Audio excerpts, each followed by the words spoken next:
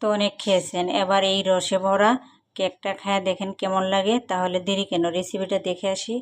বানাবো, এখানে একটা ডিম নিচ্ছি আর 4 চা চামচ চিনি দিচ্ছি। এখন এটাকে ভালো করে মিশিয়ে নিব গলা পর্যন্ত। দিব রান্নার তেল 4 চা চামচ, এটা আবারও ভালো করে মিশিয়ে নিব। নিয়েছি আর 2 চামচ কোকো পাউডার নিয়েছি, 2 চামচ গুঁড়া দুধ দিলাম। এখন এটা ভালো করে একটু চালায় নিব। Baking powder.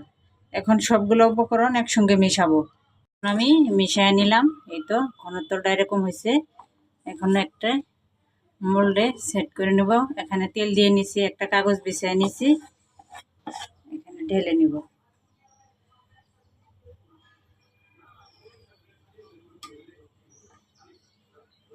চুলায় প্যানটা হিট করে নিছি, এটা বসায় দিয়ে আধা ঘন্টা বেক করে নিব।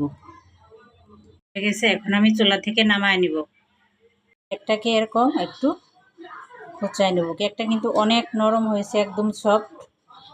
এরকম করে নিব।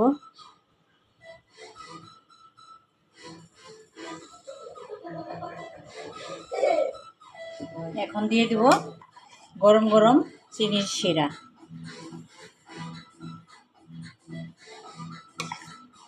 এখন আমি কেকের ভিতরে চিনির শিরাটা দিয়ে দিব।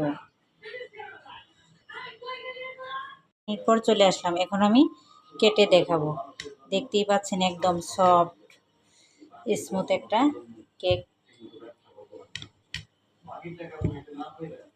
এই তো, এটা কিন্তু খাইতে ভীষণ সুস্বাদু হবে। চাইলে আপনিও বানায় খেতে পারেন।